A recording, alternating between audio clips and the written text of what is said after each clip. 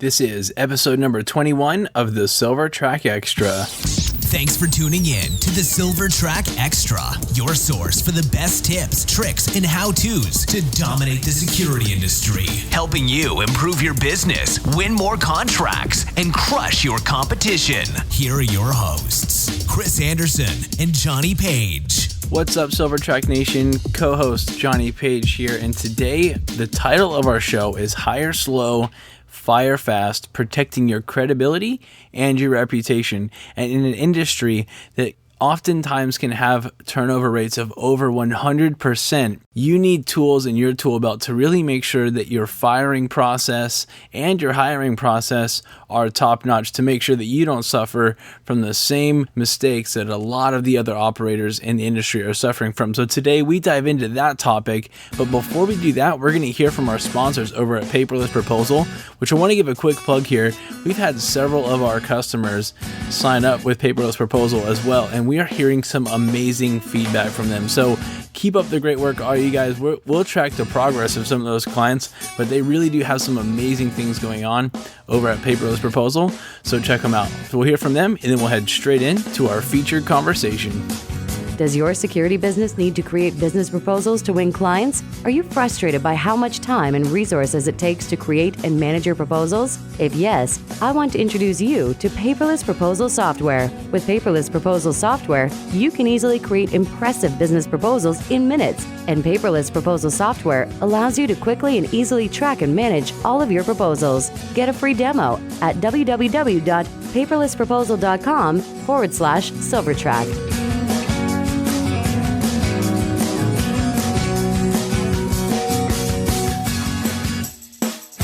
Chris, today we're talking about how to hire slow and fire fast, protecting your reputation and credibility as a security company. And Chris, in an industry that is faced with such a high rate of turnover, this is a subject that it doesn't seem like you can get away from, really. No, you can't, John. The turnover is way too high. I mean, that was one of our biggest problems with the industry, and that has to do with a lot with the pay, right? Pay schedule. Yeah, and unfortunately, this is something that we have to deal with, maybe more than other industries, is how to fire someone. What should be the process for that? And so today we're going to go over laying the groundwork, setting up a process so that when you do have to fire someone, it is as painless as possible, and just making sure that we have the necessary processes in place. So Chris, when it comes to laying the groundwork, first of all, when we have to fire someone, it really shouldn't be done. We want to wait as long as possible in terms of like making sure that there really is a dip in performance, just because from a cost perspective, it's very expensive to bring someone on. You know, the firing process and the hiring process isn't a cheap one in the security industry. No, you got to control your temper. Let me go back even further. When I had my business, and everybody out there, our Silver Track Nation listeners will completely understand when I say this. And what I mean by that is that when I first started my company, it was just, trying to learn how to manage employees. We all have good intentions, but you're going to find out a lot of the people that come in your business don't, right? So, man, I had guys out there that were just doing horrible things. And in this process, you talk about firing fast. I mean, John, it got to the point where I was actually stripping these guys out of their uniform naked, making them walk home. So talk about firing fast. I mean, that's how bad it was. Let's just be honest. So you really have to have your process set up, your management, your training, everything in the very beginning. Let your employees know right from the beginning what's expected of them, right? So you get what you get when you inspect, right? Yeah, absolutely. That's part of laying the groundwork. And before we get too far into this, we want to make sure that when we are firing someone, rarely is it appropriate to fire someone suddenly. Like, we don't want to strip them down in the parking lot and send them home, walking home, in their drawers, right? We want to make sure that there's a well-documented processes, because in today's business environment, there's so much that could go into, like wrongful termination. You just want to make sure that you eliminate all possibility of there being negative repercussion of you firing someone. So what we want to do is making sure that we have a process in place that clearly communicates the expectations of the officer, right? Because if you don't set the standard, how does the officer know when they will very likely not know what it takes to uphold the standard, right? So they may be letting you down, and maybe be dipping in performance and not delivering what you're expecting. But if you haven't clearly communicated that to them, it really sets them up from failure from the beginning. So, you always want to make sure that you're setting the performance standards and that you're clearly communicating that. And Chris, that's just not a one-time thing. That's on a weekly, monthly basis that you're communicating what's expected of the officers. That will really go a long way to making the firing process much easier. We talked about educating, right? Changing behavior and create a better environment with the business. And that's what we have to bring back to the business. So again, a part of that is training. And a lot of employees, their intentions are good. So you need to really find out whether is that a mistake of the heart, or they call it, or a mistake of the mind. So did they intentionally do that, or were they trying to do something right and it went wrong, right? Yeah. Yeah, so overall, when we're laying the groundwork, a good employer will really take the time to regularly measure progress against expectations. So what's actually being delivered and what's expected. And they do this in a way that's collaborative and mutually beneficial for the employee and for the employer. So you want to make sure that you're really setting this relationship up for success. Now, when an employee does fail to meet those expectations, that failure needs to be tracked, documented, and discussed so that before there's any discussion of a final dismissal or being fired. So that's when we get into, Chris, was this a mistake of the heart or mistake of the mind? Because we want to assume, even though the industry has a terrible reputation or not, it's just as difficult to not become jaded over time. You want to make sure that you're consistently giving the individual officer the benefit of the doubt when a mistake does come up, and just assume that they're unaware of their mistakes and that they're willing to change. Yep. Right? And that's the reason for supervision, weekly meetings or monthly meetings, to make sure that your supervisors are doing their job out there, doing their inspections, to find out what the needs of the staff or the team in the field are doing. Okay, what things can we do to change and create a better environment and educate, whether we need to bring the guy in for more training, right? And so on. It's all part of it. Very, very important. Totally. And so when you're creating this this process, when a mistake is made, and it obviously depends on the scale of the mistake. If it's a small one that's correctable in the field, correct it in the field. We don't need to blow things out of proportion. But when there's a larger mistake made, one that there could potentially be some damage to the customer relationship or to your reputation or credibility, we want to do three things. First, we want to meet with the employee. Second, we need to identify the problem with the employee, discuss it openly with them. And then third, agree on a firm and specific correction plan. So we've clearly communicated to the employee that their actions were unacceptable, and we've laid out a plan to correct it.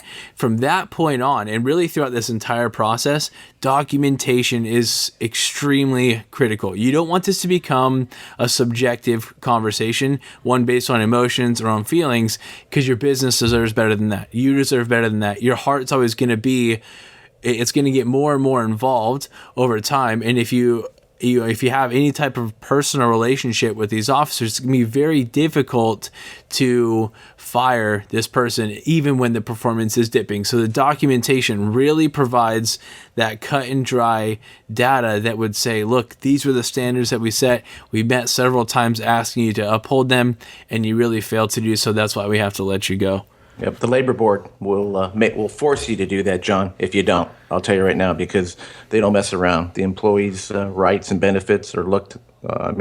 You could pay some big fees if you don't handle yourself correctly. And let's go back just a little bit. For those that are out there, a lot of the problems with the employees really starts from the beginning, as we mentioned, but a lot of it comes, John, when guys get big contracts, right? Their business really starts to grow, and they're trying to bring a lot of different employees at one time, right? This process gets skipped because the only thing they're interested in doing right now is rushing that employee out there to get him into the field, to get him to that contract, right? Yeah. So, again, that's the biggest problem is right from the start, and I see where a lot of that came from them missing that intro, right? The employee introduction.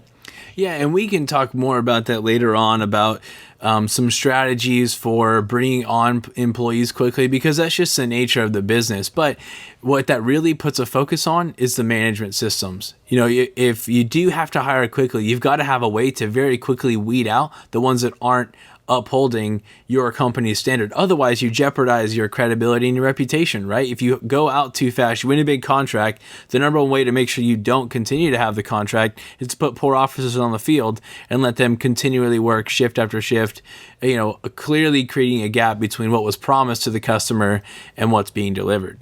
Yeah, you got to take them through the process, and as you're taking them through the process, you have to hold those conversations with them and ask them, hey, do they understand? Because you'll be amazed. You ask some employees to tell you, this really isn't what I expected, and I was embarrassed to tell you no, right? I don't think I can perform or handle the job. So you can get a lot of that information if you just talk to them.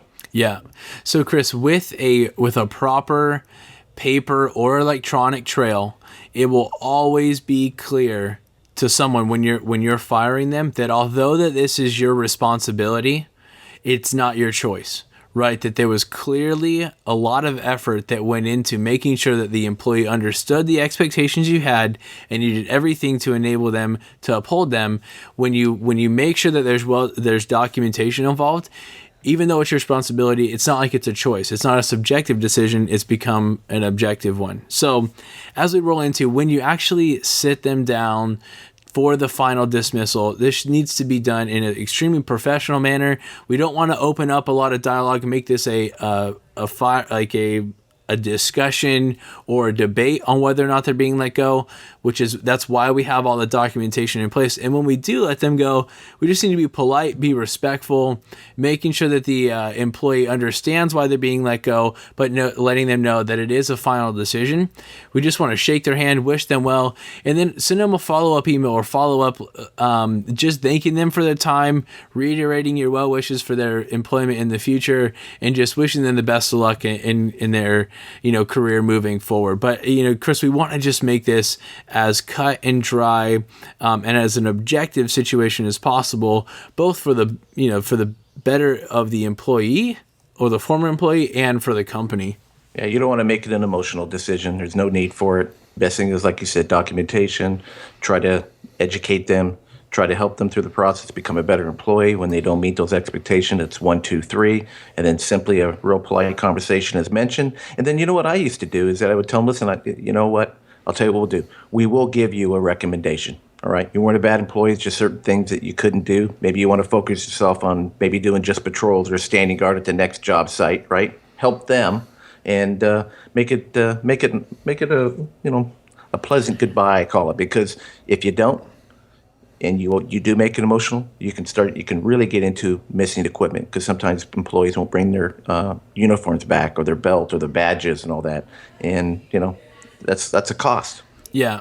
One of the other strategies, aside from like a letter of recommendation, could also be a letter of employment that just simply states, this officer did work for us for this time. They worked in these types of sites, and it just kind of states the work that was done. You're not necessarily endorsing their behavior, because obviously you had to let them go, but those can be useful for those officers, proving that they have experience.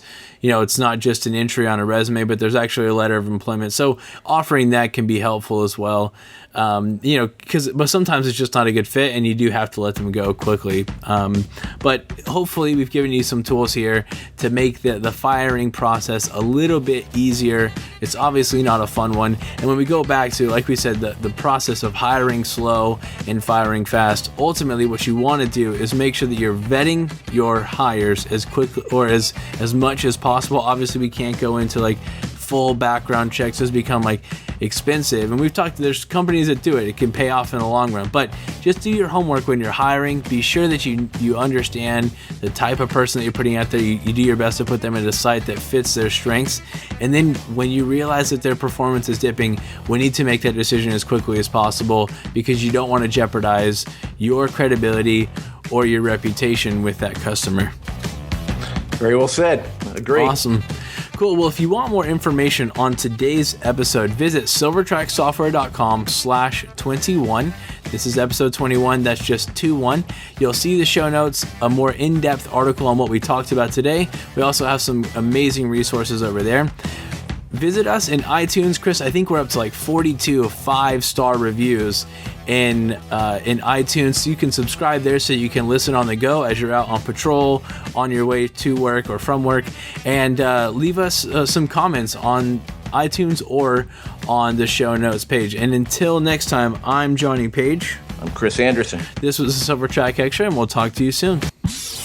This has been another episode of the Silvertrack Extra. For more insider information, visit silvertracksoftware.com/extra. Listen on the go by subscribing in iTunes. Want to hear your questions answered on the show?